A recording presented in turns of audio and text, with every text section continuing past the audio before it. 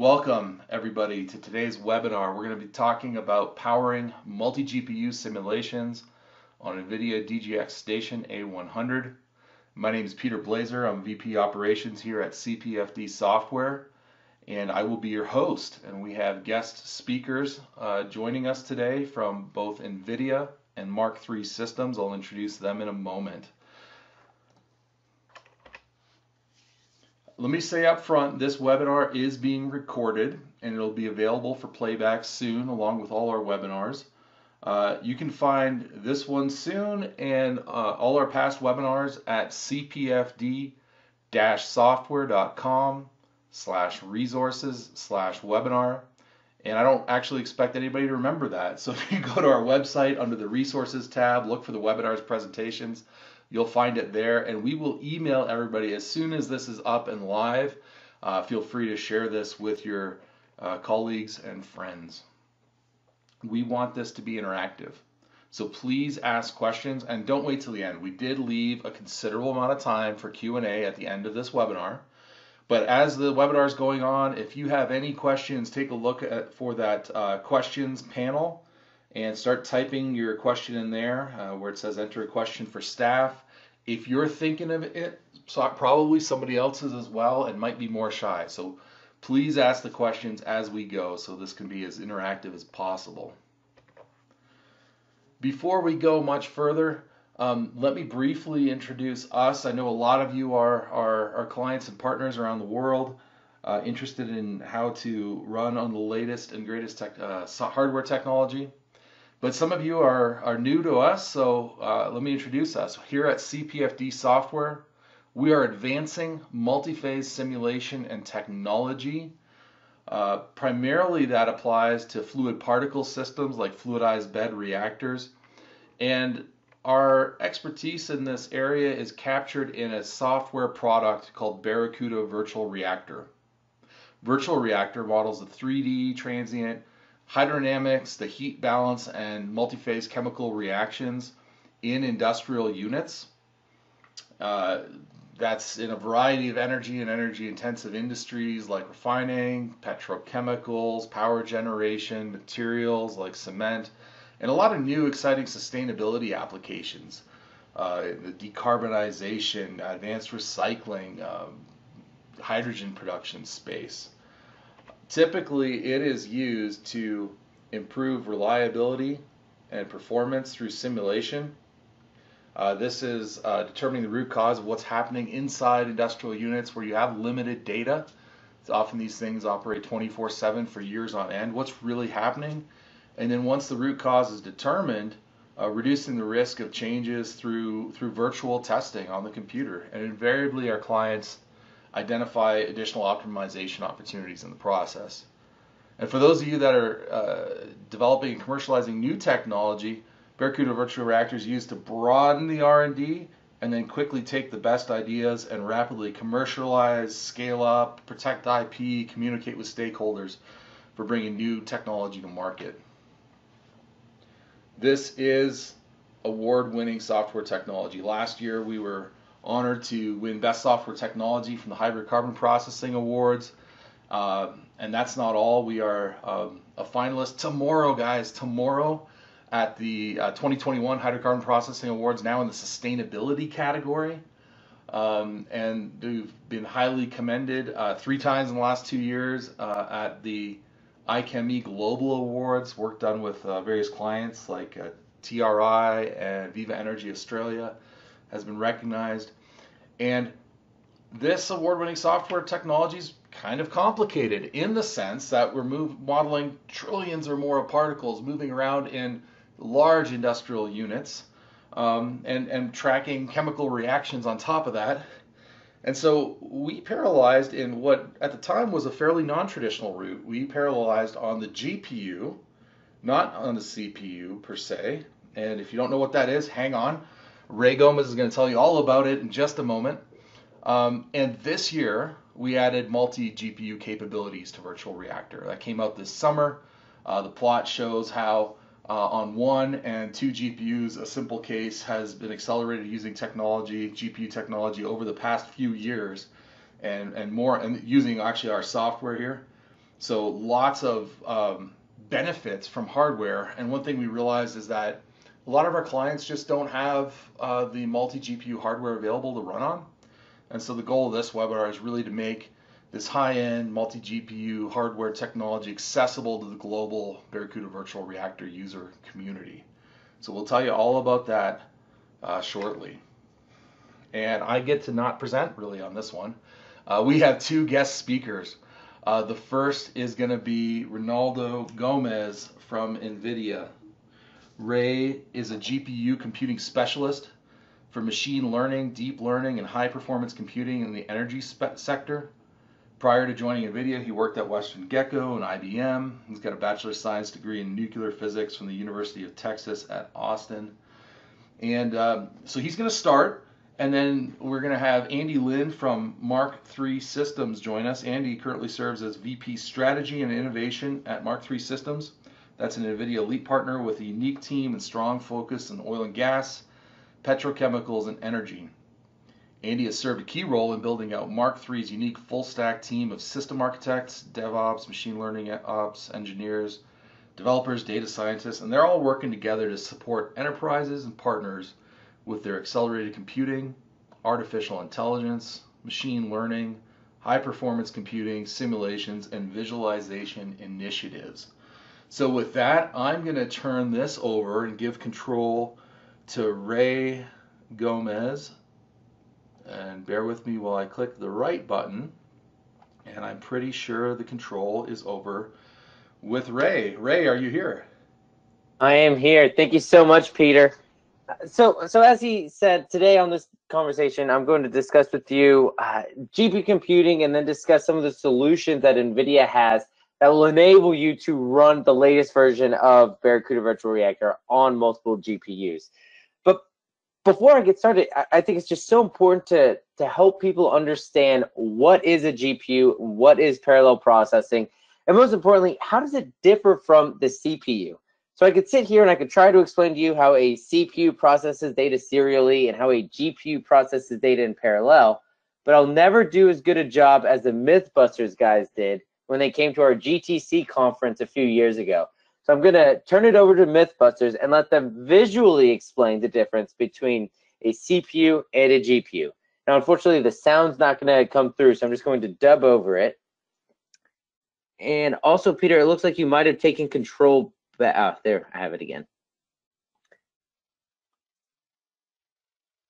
Okay, so here they are at the GTC. This is Leonardo, and he is going to paint a picture in the way that a CPU would paint a picture, as a series of discrete events happening sequentially, one after another.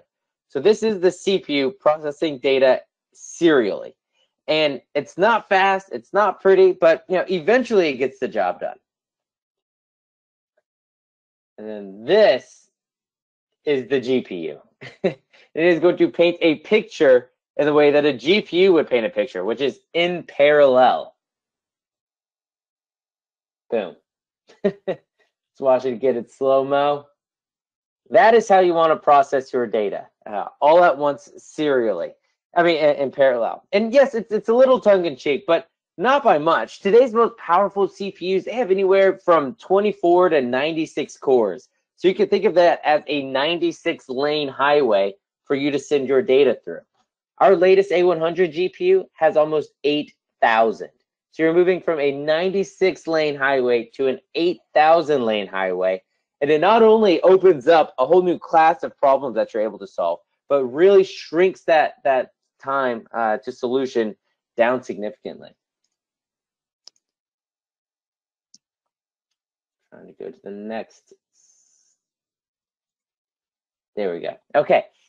Really fast hardware is necessary, but not sufficient to tackle today's workloads. You need the marriage of incredibly fast hardware with incredibly fast software. And so this slide shows NVIDIA's fully optimized software stack. And I could honestly spend the entire hour going over this slide alone. But suffice it to say that NVIDIA has put over 15 years in developing our software stack, so that way scientists and researchers can come in and take full advantage of the GPU, take full advantage of that parallel processing without having to worry about any of the lower level computer science tricks in the CUDA layer. You can come in at the C++ layer or the Python layer and take full advantage of the GPU because we've already done all of the hard work for you. We've already developed all the hooks and all the bindings and made all the drivers. So that way, if you're developing in TensorFlow and Python, you can take full advantage of the GPU. Or if you're coming in higher at the business application layer, you can come in and develop your simulations on Barracuda Virtual Reactor, take full advantage of that GPU parallelism, but you're staying high up in an abstracted layer of the stack, and you're not worried about the lower level CUDA programming layer. We also have a ton of tools around fleet management and management of clusters, security, networking, you name it. NVIDIA is a full-scale accelerated computing company, and so we've got a lot of tools, mostly software, that can help with this. Now, why is it important? Why is this marriage of optimized hardware and optimized software important? Well, because the data and the model complexity sizes are exploding. I'm sure everybody's here has heard the tropes about, oh, we've created more data in the last 2 years than in the last 20,000 years. So I'm not going to repeat those. What I am going to focus on is that graph on the right. And it shows the number of parameters as a log scale of the state-of-the-art AI models that were released at the time. So in 2017, the state-of-the-art model was a transformer model with about 65 million parameters. In 2020, we released a new language model called GPT-3 with 175 billion parameters. So from 2017 to 2020, model complexity grew by 4 orders of magnitude. In order to keep up with that pace, it's going to take much more than just innovation on the hardware front. It's going to take innovation on the hardware and the software front and a tight coupling of the two in order to handle these workloads.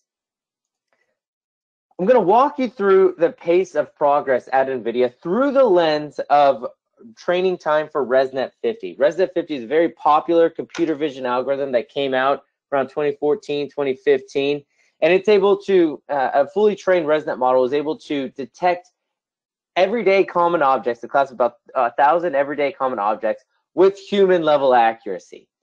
Now, in 2015, we didn't have the ability to scale out to multiple GPUs, and we had the K80 architecture. So throwing a whole K80 at ResNet 50, one K80, from start to finish, it took us 25 days to train ResNet 50. Now, at the time, we were all patting ourselves on the back. It was really quite amazing to think that in under a month, we could take a blank neural network and train it to have human level accuracy on detecting everyday common objects, which was mind-blowing in 2015. In 2016, we released our next generation of GPUs, the Pascal generation, the P100. And more importantly, we also came out with a new technology called NVLink, which allowed you to connect multiple GPUs together, make them look like a single piece of hardware with minimal overhead from the communication. And using NVLink, we came out with a new type of server called the DGX. And we were able to connect 8 P100s together using NVLink inside of a single node. Using this DGX with Pascal P100 GPUs, we shrank the training time down from 25 days to 20 hours. 2017, we released our next generation of GPUs, the Volta architecture, or the V100. And it had a new type of core inside of it called a tensor core, which greatly accelerated the matrix multiplication steps. So using a DGX with 8 V100s together, we shrank the training time down from 20 hours to 8 hours. 2018 saw the advent of the MLPerf competition. You can think of it as the AI Olympics. It's this body of unbiased participants who create benchmarks to judge the performance of different AI hardware out there on the different training times of popular algorithms, ResNet 50 being one of the top ones. In 2018, we also came out with our NVSwitch technology, which allowed us to connect more than 8 GPUs together. We were actually able to connect 16 V100s together in a single node called the DGX2. And using that DGX2, we shrank the ResNet 50 training time down to 70 minutes. Now, my favorite competition in the ML perf competition is the at scale competition. So that's where MLPerf says, all right, technology companies, flex your muscles, give me everything you got. What is the absolute fastest you can train ResNet 50? And using a cluster of DGX 1s with V100s, we shrink the training time down to 6.3 minutes. 2019 saw another iteration of that. On a single DGX2, we shrank the training time down from 70 minutes to almost 53 minutes. Now, what's important to note here is from the 2018 to the 2019 DGX2 submission, the hardware did not change. This is the exact same compute node, the exact same hardware. But in 1 year, we were able to get about 20% uplift through software optimization alone. So again, going back to that data center platform deck, software is the secret sauce of NVIDIA, not hardware. At the at-scale competition, using a cluster of DGX2s this time, not DGX1s, we were able to get the training time down to about 80 seconds. Now, of course, this slide deck's a little bit dated. We've had a couple years, 2 more iterations of MLPerf. We also released the next generation of GPU, the Ampere architecture, the A100. And so at this point, you know, if we were in person, I would ask people to raise their hand and to guess what is the absolute fastest that you think we could train ResNet 50. Since we're virtually, it ruins the fun for me, so I'm just going to ruin the fun for you and give you the answer. In 2021, we were able to train ResNet 50 using a super pod of DGX A100s in just 24 seconds. So I'm going to let that sink in for a minute. In 2015, the absolute best we could do was 25 days. And in 2021, the absolute best we could do is 24 seconds. That is the pace of innovation when you have tight coupling of hardware and software. At the heart of that amazing 24-second training time is the A100. It's our latest generation of GPU that came out last year. It comes in 2 different flavors. You can either get the 80 gig version of the A100 or the 40 gig, depending on, you know, the memory size of the workload that you require. We've got 2 terabytes per second of bandwidth to this GPU, which is insane. We have the 3rd generation of our tensor cores. We've got this new trick called multi-instance GPU, which allows you to split up a single A100. You can split it up to 7 times, and you'll have the performance of 7 V100s on a single A100. So it really increases the efficiency and the utilization of the GPU. And then we also came out with our 3rd generation of NVLink.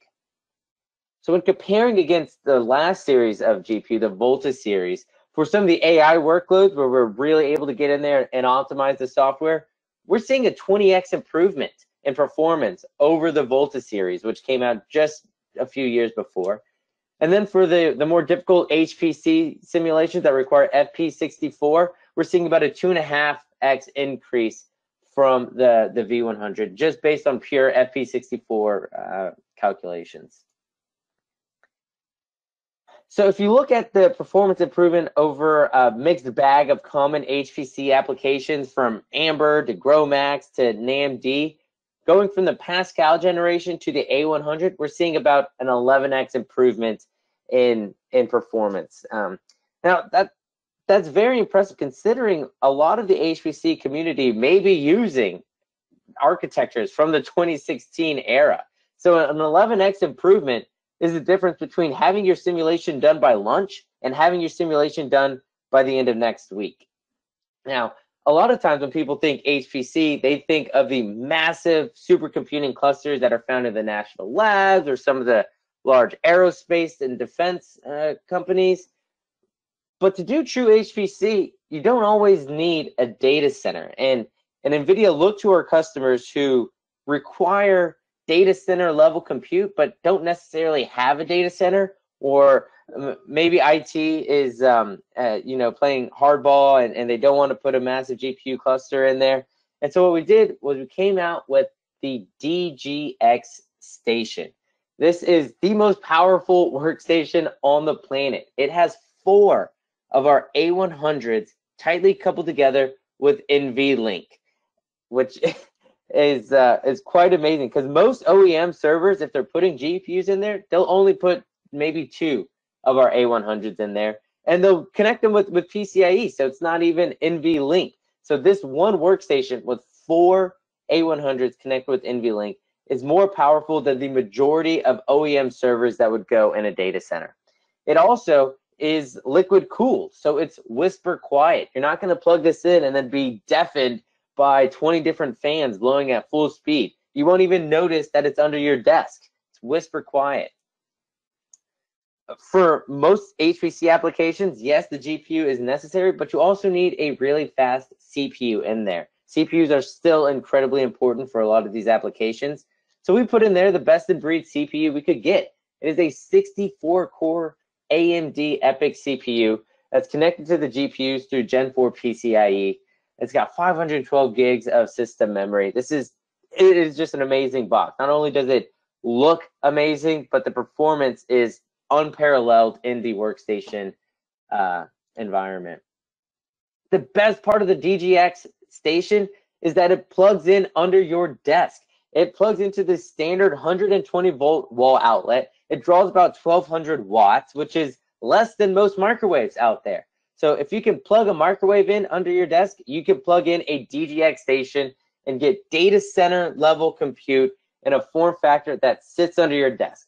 Plugs into the wall. It's water cooled, so it's whisper quiet. It is, again, just I can't reiterate how impressive it is that you're able to get a data center level compute node, but in something that doesn't require a 12 kilowatt rack to house it in.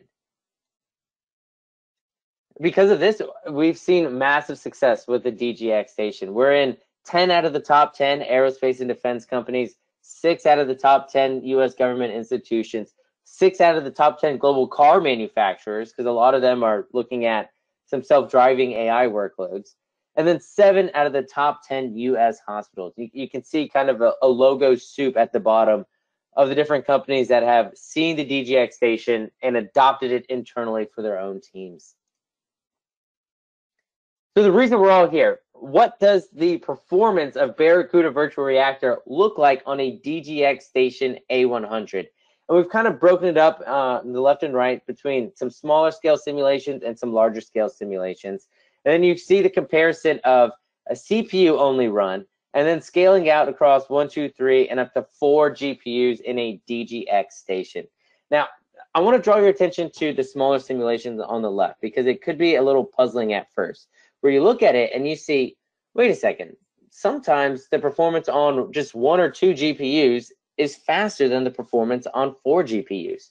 And that speaks to the fact that the GPUs are incredibly hungry. They can crunch through data so fast that unless you can keep them fed, they're going to be sitting there waiting idle, and then you're going to take a performance hit from the communication overhead of moving the data around. So for some of these smaller scale simulations, if you're sitting there trying to run it on 4 GPUs, you're not able to saturate the GPUs. Most of the time, they're sitting there waiting for the data to get to them. And so that's why you're able to see faster performance on just 1 or 2 GPUs. So it's important to keep in mind that if you're running one of these smaller simulations that only require 1 GPU, only run it on 1 GPU. If you try to scale out to multiple GPUs on a simulation that can barely saturate a single GPU, you're going to take a bit of a performance hit. The good thing about the DGX Station is you have full control over it with Barracuda Virtual Reactor. So you can set the settings in there on whether or not you want to run this on 1 or 4 GPUs. Now, on the right side, we see some of the larger scale simulations, and that's really where the DGX Station comes in and shines. For some of those simulations that can fit on 4 GPUs and that do require 4 GPUs, you see a nice stair step of performance of the simulation seconds per day that the DGX Station is able to compute. And so when it comes to GPU computing, the bigger the problem, the larger the simulation, the more complex the operations, the better the GPU is going to perform. So if you've got Barracuda Virtual Reactor simulations that you've thought about, that you thought, man, it would just be amazing if I could run this really complex simulation, but running on my 3-year-old, 4-year-old single GPU, it's going to take 2 months, and I don't have that kind of time. Think about what would happen if you ran that on a DGX Station A100, and you shrink that training time down from 2 months to maybe just a day. You can come into the office the next day and see your simulation. That is the power of running Barracuda on a DGX Station A100. The best part is that this workstation, it's not just an appliance for Barracuda Virtual Reactor. Yes, it's got amazing performance on there, but it can do a whole slew of tasks, everything from AI training to AI inference to large-scale data analytics. You've got an absolute beast of a workstation sitting under your desk. So it really opens up the different types of applications that you're able to run on it. It's so powerful that sometimes what we see is a group will purchase a DGX station and then use it as a shared resource. They essentially are able to get an entire data center in their office that they share among different users. And in this respect, you can assign a single GPU to each user, or the users can be more collaborative and say, okay, today I'm going to get 2 GPUs, and then you're going to get one, and you're going to get one, and use this essentially as your own data center, except, again, it plugs in under your desk. It's whisper quiet because it's liquid cooled, and it's really quite amazing. We've also seen, let me go back one. What we've also seen the DGX Station used for is recruiting. I'm sure everybody here is aware of how difficult it is to find truly talented data scientists and CFD experts. And so what we've seen sometimes are companies who will buy 4 of these for a new group that they're hoping to recruit for, and tell each of the interview candidates, hey, if you get this job, we are going to give you an entire DGX station. For a data scientist or a big simulation expert, and this is like giving them a Ferrari. And so we've seen this as a pretty powerful carrot to attract talent at these different organizations. If you buy a DGX, you get access to NVIDIA DG experts. So if you have any issue with the DGX station, if you've got issues with different drivers not working, or if you're doing some AI training and you pull down one of the containers that NVIDIA has from NGC and just something's not working, you pick up the phone and you speak to an NVIDIAN. We've got over 16,000 DG experts sitting on staff waiting to help you take full advantage of your DGX station from day one. And we love to see it. Many times whenever teams get their DGX station, they like to take pictures and then post either on Twitter or on LinkedIn. And you can just see the joy in these people's faces whenever they may have been getting slammed by cloud computing costs, where now they're getting $100,000 AWS bills because they're using GPUs, or they've been using a 6-year-old single gaming GPU in their workstation. It's just been killing the pace that they've been able to do their work. And then all of a sudden they get this DGX station. They get an entire data center in a box that plugs in under their desk. And so if anybody here decides to purchase the DGX station afterwards, it's great to take a picture and post online. Everybody always loves it. And it really is a good looking box. We've got that gold bevel on it. And so it's very, very photogenic. And at that point, I'm going to stop talking about how amazing the DGX station is and hand it over to Andy Lin at Mark III to discuss how you can get your hands on one.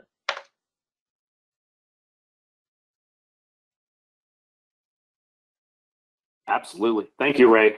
Really appreciate it. So I'm Andy Lin, VP of Strategy and Innovation at Mark III. We are a CPFD and NVIDIA Elite partner. What does that mean in a nutshell? It basically means that you can acquire any combination of NVIDIA platforms, whether it be DGX Station or its big brother, DGX A100 server as well, through Mark III, as well as being able to grab any of our services as well to help out, whether you need assistance around the server side, the infrastructure side, around containers with DevOps, MLOps, and also on the data science side as well. So these are things that we can kind of bring to bear to help out. I look out there and I see some of you guys, and we do work with some of your organizations already. Some of you guys are brand new to us. So just really quick 10,000-foot view, just so you understand kind of who we are. We've been in the industry for about 25 years or so, founded in the mid-90s, supporting large oil and gas and petrochemical organizations, really from day one since 1995. Since then, we've obviously built out a lot of the things that we cooperate and we partner with in the space, specifically in partnership with NVIDIA, including AI machine learning.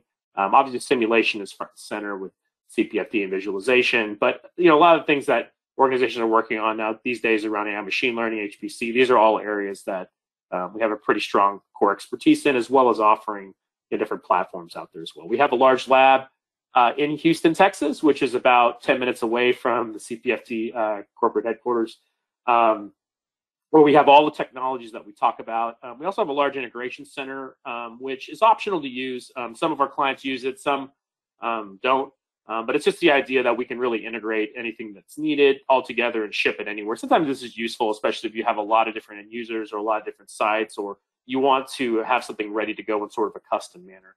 This is something we can do. Or, like I said, you don't have to take advantage of it all if you just need to acquire the technology. We also have folks that come on site, which I'll describe in a little bit on the next slide as well. And then what I mentioned earlier, I think where we're unique and where we can really help, really in partnership, and it's 100% complementary to the DGX experts and all the NVIDIA support that you get, is we have a unique full stack team that can help not only with questions related to the DGX Station, the DGX server, and any associated infrastructure components that are needed to get that working, but we also have great talent as far on the DevOps and MLOps side. Now, there's a ton of questions about things like containers, Docker, Kubernetes, Singularity, whatever the software stack is used to enable not only simulation workloads, but also extending it into modern data science, modern HPC workloads as well. And then we also have a data science team, like I mentioned earlier, for those of you who are looking maybe to extend this into other areas, where they can help really with the onboarding process of getting users onboarded and using the platform. They're obviously very skilled at building models, but we primarily utilize them to help enable our partner organizations that we work with, our clients, and enable their data scientists, their R&D teams, their developers, their researchers, to give them a frictionless experience on just getting going, no matter what their needs are, even if it sort of falls in between the gaps. We're here to help. So a little bit about a couple of the options on actually how to acquire this. So let's say you're interested. Those are some extremely compelling numbers that Ray showed earlier, that DGX Station A100 and the A100 GPU brings to bear, specifically around CPFD workloads. But just in general, I think all new software is really dramatically accelerated by this technology. Like, how would you actually go about acquiring it? So we basically have a couple different models. Option one above is really, if you're interested in the DGX Station or DGX server, which I'll show on the next slide as well, you can acquire that from Mark III. We're an NPM elite partner. So that's something that we can help provide you with. And then maybe you already have CPFD software, so you integrate it when the DGX Station or DGX server arrives on site. No problem. If you need help as far as like with services, some of our folks just getting the system plugged in, it's extremely easy to get going. But let's say this is your first one and you just want to make sure that you have white glove treatment around it. We could definitely send somebody on site or have somebody remotely work with you to kind of get the system up and going. Just make sure that it's good to go. Let's say you're not an IT expert, but you know enough to be dangerous. This is something that we can even help, just half day, full day type thing, kind of get you going and make sure it's okay. Option two would be if you're interested in some sort of pre-integrated or shippable type, almost like an appliance. And this is an area where we can basically integrate it at our global headquarters in Houston, close by to CPFD. We can actually work with CPFD in your organization to really get the software integrated in however you'd like it, and from there actually have that shipped out. So that's another possibility. Like I said, it's not a mandatory, but some folks, some organizations that we work with take advantage of this capability that we have. So that's definitely on the table as well. And then really for the last slide, and I'll disclaimer this by saying, these are estimates, but I think these are very realistic estimates on just roughly from a cost perspective. Everyone always asks, okay, how much is this, right? And these are some numbers that we can attribute to these options. So you have a small option on the left side, which Ray mentioned earlier, is a DGX A100 station with 4 A100 GPUs with 40 gigs of GPU memory. So this is really entry level. This is what it takes to get started, right? About 100,000, 103,000 or so with 3 years of support embedded, around 3,000, 3,100 per month from a lease perspective, pending credit qualification, of course. You got the medium option, which is the 80 gig GPUs, double the GPU memory. This is really the GPU that we see a lot of folks leading into, especially if they have rigorous workloads. Same for A100 GPUs, but this time you have double the memory. You can see from a cost perspective, it's about 50% more. But like I said, just incredible power under your desk. It's amazing. It still blows my mind that you can just plug this in the wall and it just sits there. It's when we put in our first couple of years ago in one of our offices to enable some of our data scientists. I mean, it was absolutely mind blowing. I think the technology to enable that experience and have it to be so quiet. And then option 3 is really around the data center, or if you have a server closet somewhere. This is really around the DGX A100 server. So it has 8 A100 GPUs in it. And you can either get the 40 gig or 80 gig version. The cost there you see is associated with really the 40 gig version, but you see it's just a tick over around 200K, about 216K or so with 3 years of support embedded.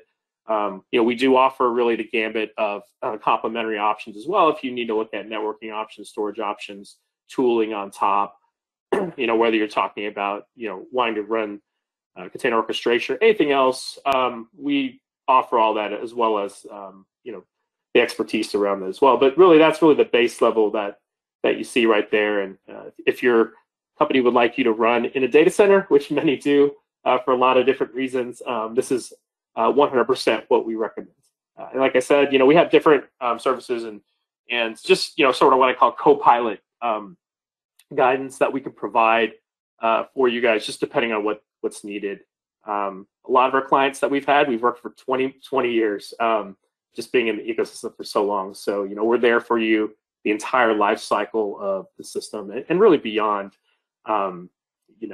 as well. So, and then you'll see my contact information lower right, Chris Bogan, who's my teammate as well. You can always contact us, obviously, through your CPFD team as well. But if you'd like to ask us questions directly, you'll have my contact and Chris's contact.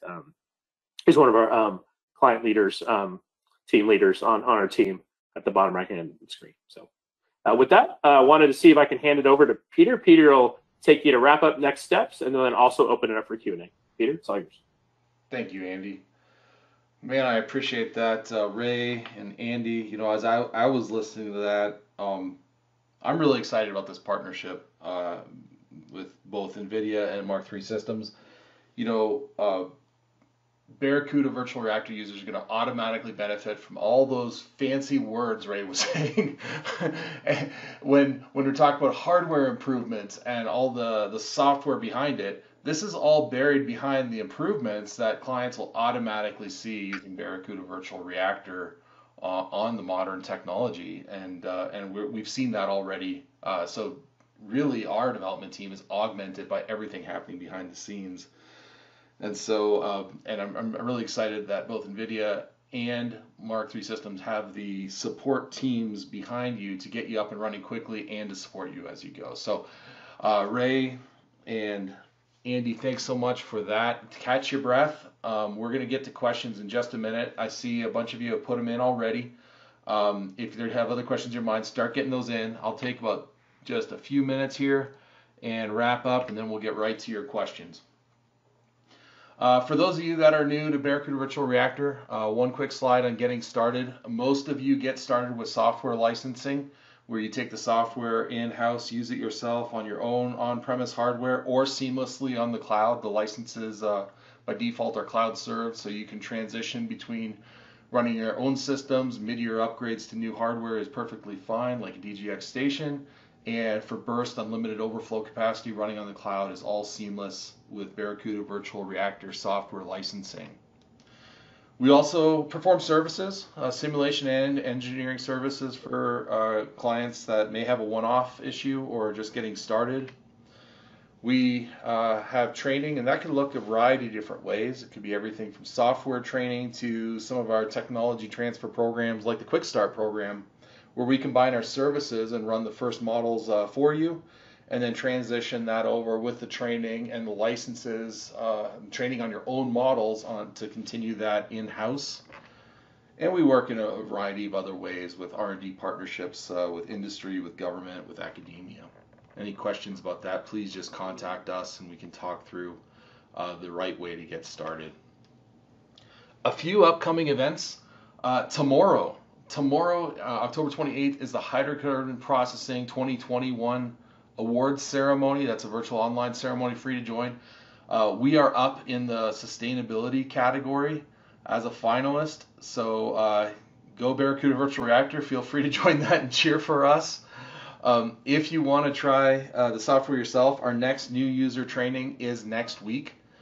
This is a web-based training format with clients around the world. I believe we have one spot still open, but that one's pretty full, so we've already scheduled our next one in early December. So contact us about training options. We are back at in-person conferences, so AICHE, the annual meeting, is coming up. This is the American Institute of Chemical Engineers, November 7th through 19th in Boston. Actually, part of that's in Boston, and there's a virtual format afterwards. On the 8th, we are presenting on CFD modeling for liquid feed and vaporization. And then on November 8th through 11th is NVIDIA GTC. This is the largest AI and HPC conference in the world, and that is free to register and join. And with that, we're going to start launching into some questions. So Ray and Andy, whoever is most appropriate to answer each one, just go ahead and unmute yourself, and let's get started. So the first one here is this only available in the US, and what about support in other countries? Yeah, I can answer that. Yeah, this platform and strategy you can definitely get outside the US for sure. It's available in most major markets. We'll have to, if one of you guys are outside the US, feel free to reach out and we can work through some of the specifics. But good question. Okay, and this is a different question from a different person, but I can't resist. Do Canadian customers expect the same quality of service and support? Yes. From our experience, yes. I don't know if Ray, you want to weigh in as well from the NVIDIA perspective. Yeah, absolutely. Our 16,000 DG experts team, they're a global team. So you will get the same quality of service and support in Canada as you would in Silicon Valley. Well, and as a host who grew up in Canada, I couldn't resist with that one. The Canadians tend to be so friendly and polite. They should probably get better support, but I'll leave that up to your support teams to decide. How much power does the DGX Station draw? Ray, I think you mentioned some of that, but could you use that on the top of your head? Yep. Again, it plugs into the standard wall outlet here in the US, the 120 volts. I know in Europe and other places it's 240. And it draws about 1,500 watts of power. So to put it in perspective, I think my microwave draws about 2,500 watts. So it draws less power than the standard microwave. That's fantastic. This one says, I currently run 2 simulations on the same computer. Could the DGX Station run multiple cases in multi-GPU mode? Ray, do you want to answer that, or should I answer from our experience perspective? I think that's more of a Barracuda question, so I'll let you take that one. Yeah, no, this is a good one. So, and I think the slide you showed on the speed ups tell a lot. So the traditional smaller size applications, with those at 1 or 2 GPUs, is maxed out for the optimal performance. So there's nothing stopping somebody from running 4 cases on a DGX Station with 1 GPU on each. Or if it's optimized at 2, run 2 cases concurrently with 2 GPUs on each. And then when you're really sort of at that crunch point where you need to get something through quickly, a larger case, running 1 case with all 4 GPUs on it is completely possible. And I think one thing I want to point out is Barracuda Virtual Reactor has a test drive function. So you could take your case that you're running and in the software click on the test drive mode, and it'll go and for a brief period of time run it in 1, 2, 3, 4 GPUs up to the number on the machine, more than that if you have the DGX server. And it will tell you the relative speed. So you can see the optimal yourself based on your business needs, what needs to go through quickly versus how many you need to get through. And in fact, if it is not fully taking advantage of the GPU memory, it'll warn you that as well. So if you're in one of those cases where it's really optimized at 2 and you're running 4 GPUs, it'll tell you, hey, you don't need to do this through some of the error messages. So that's a really cool feature. This question's about lead times. It says, what about lead times? I'm assuming that means how long it takes to get the box from time of order. Andy, do you have a feedback on that? Yeah. Well, I'll first disclaimer this by, always check in real time because, the situation changes every day, especially with the current climate around supply chain in the world. But we've had some incredible experiences. We had a large client who's based in Texas. They just ordered over 10 DGX A100 servers, and it only took 2 weeks. It arrived on Monday. The order was put in 2 weeks ago. So NVIDIA has done just an incredible job of optimizing the supply chain around DGX. I've seen absolutely no disruptions through this whole time. Alternatively, I've looked at other technologies that we provide, some of our clients, complementary technologies, and I've seen some of those lead times go out to, 3, 4, 5 months, So that's all the more reason, I think, to look at this technology. Not only is it best of breed, but you can get it. If you come to it and say, like, I need this, I need this in 2 or 3 weeks. I think it's entirely reasonable, that's possible. So that's an outstanding question. Of course, this changes, and we'll always, keep tabs on it daily. But it's been an unbelievable experience at acquiring it so far. Yeah, and I'll just jump in from the NVIDIA side. I mean, everybody knows that the world is supply constrained right now, especially in the silicon industry. And NVIDIA has just doubled down and routed enough resources to ensure that, at least on the DGX side of things, be it the station or the server level, that we have enough GPUs to keep up with demand. So we have not been as affected on the DGX side of things as we have with traditional OEMs. Okay, great. That's actually really exciting. We recently got a lot more data storage and backup capacity, and we were up against the same thing where, some options that were normally, a couple weeks out were a month or two, and then one alternative was about 8 months out. So that's great to know. And I'll just encourage everybody to, if you are interested in this, talk to them quickly because things have been changing rapidly in our experience. So this is really exciting. Can an A100 be attached to a traditional HPC cluster to offload GPU workload? The DGX Station, if you've got a really clever IT department, I can see them connecting the DGX Station. But if you're looking to just add GPU compute to your existing data center, your existing HPC cluster, then I would recommend either going with the DGX server or one of our OEM servers that have GPUs in there. Reach out after this because there's a lot more to this question. I mean, for example, if you've got existing servers, OEM servers that have PCIe slots that we can just pop in some A100s via PCIe, then that could be the fastest and easiest route for you to get just a little bit of GPUs in there. But if you want to, get a new server, yes, our GPU servers, both the DGX Station and the OEMs, should be able to fit into your standard HPC cluster. Okay. How can this be used for simulations that run for days? Is there a way to run without leaving the desktop on? Without leaving leaving the monitor on? Yeah. Or you mean are you talking about actually turning off the station when you go home at night? Yeah, I think I'm not clear. I'm reading this off the chat, but there's a couple. Let me just jump in. We work with people around the world, and in some cases, there's IT policy. In fact, I had one client in a particular country where they would run their software for 8-10 hours during the day and then shut it off because there's no air conditioning at night. I don't know if that's what this is asking about. Just in our experience, obviously the computer itself needs to be on, but you don't need a monitor actively connected. And the way we run here at CPFD is we keep the system obviously is running and computing, but we remote into it.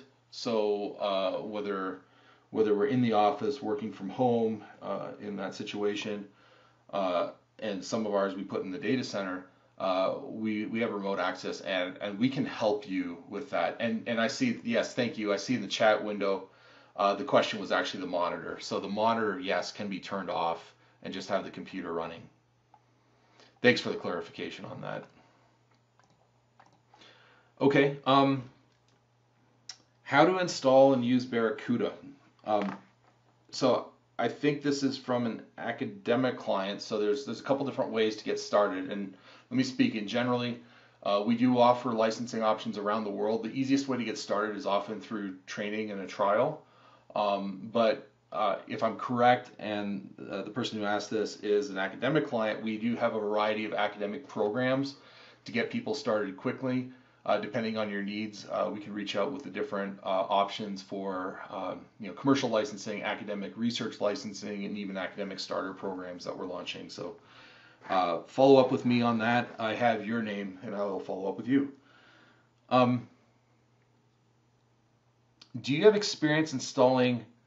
And forgive me here because this is over my knowledge base. Ray, I think it's for you, or Andy. Do you have an experience installing Kubernetes in these stations? In your experience, how much effort would it take to migrate a solution deployed today in, and forgive me if I'm not pronouncing it right, Kubernetes running on Windows VMs? Okay, so I'll take this. The only wrench that I see thrown in there is the last part about running on Windows VMs. But inside of the data center, these AI workloads, most of them are containerized today. And so NVIDIA has fully supported the Docker community. If you go to our website, ngc.nvidia.com, again, that's ngc.nvidia.com. That's where we have our online repository with fully optimized containers, pre-trained models, libraries, SDKs, you name it. All of those optimized software toolkits that I told you about earlier, we put them all for free on ngc.nvidia.com. And we also have Kubernetes Helm charts. So if you're looking at Kubernetes, or if you're currently deploying in Kubernetes and you need some help deploying it, that's where the Helm charts come in. And we've got optimized Helm charts that'll help you get up and running, at least on Linux stations. I just asked the person to reach out to me afterwards because things get a little wonky if you try to run on a Windows station or a Windows server, but we can get you figured out if you reach out. Thank you, Ray. We're getting close to the top of the hour. I got 2 questions here we're going to go through. If you have any more questions you do want to ask, please get those in now. So we'll go through these and then we will wrap up. Do I need 4 licenses to run on a DGX? Let me address this because I think it's specifically about Barracuda Virtual Reactor. The answer is no, and sort of. So the way the GPU licensing works is that we still support unlimited cores on a GPU with a GPU token. So that's not changed. So over the years, if you had a P100, a V100, A100, you're taking advantage of the faster and faster speeds. You do not need to upgrade your software. That's the automatic benefit. 1 GPU token is needed for every GPU used. So if you're going to run on 4 GPUs on this station, you'll need 4 GPU licenses, but you don't need to buy 4 Barracuda licenses for that. We do sell the GPU tokens separate in addition, and that could be on a term licensing basis or just in terms of some metered access. So if you need it for a shorter period of time for a project, talk to us on that. One cool side effect of this policy too is that for those of you out there that have multiple licenses, 2, 4, 10, you already have that many GPU tokens. So if you have 4 licenses, you can automatically run on the DGX. You can run 4 different simulations, each using 1 GPU, or if you're in a crunch, need to get a big model through, you already have those 4 GPU tokens. So run one solver with all 4 tokens. That is your choice. And then reach out to us if you have any questions here on licensing. Just a few more coming in. Nice display, of course, CPU to GPU, but both should be well represented by Petri nets. How do these techniques compare to quantum computing? Anybody who knows what that means would need to answer. So I'll jump in a little bit. I'm not sure what Petri nets is, but we often do get asked about quantum computing. And from a physics point of view, because I have a physics undergrad, it's exciting. But quantum computing, to me, it's almost like fusion energy at this point. It's always going to be 20 years away. I think today's most powerful, to get quantum computing, in order to maintain the entanglement, you've got to keep your system cooled to on the order of millikelvin temperatures. which, to put in perspective, I think deep space is like 2 Kelvin. And then, of course, 0 degrees Kelvin is absolute zero. That is the point at which atoms stop vibrating. Like the motion of the atomic structure is zero. So to keep your system at a millikelvin range and then only be able to compute a few qubits, it's not on the near or even midterm horizon for enterprises to be able to take advantage of it. But if you are interested in quantum computing, we did release a library last year, I believe, called cuQuantum, that greatly accelerated the quantum computing simulation. So instead of running on an actual quantum computer, you can simulate what this quantum computer would do using cuQuantum. So that's helping the industry a little bit, but it's going to be decades before quantum computing is able to make it into the enterprise, if that. Well, and while this webinar is practical on how people can get the most of their Barracuda Virtual Reactor simulations and more on a DGX station today, what I love about the partnership is that as new and impossible things are becoming practical and common, as you guys are pushing the envelope, Ray, Andy, as your team's helping getting that out there, Barracuda is automatically taking advantage of it. So I really want to thank you guys. We're going to wrap up here. There's a few that are coming in. They're sort of specific. We're reaching the top of the hour, so if we did not get to your question, we will follow up afterwards. Again, this is going to be posted on our website as soon as we can and process it and get it up, and we'll send an email out with the links to the playback. But Ray and Andy, thank you so much for your time and for sharing this with the world. And with that, we will end the webinar. Thank you so much to everybody who joined. Goodbye. Thank you. Yep. Thank you, guys. Thank you.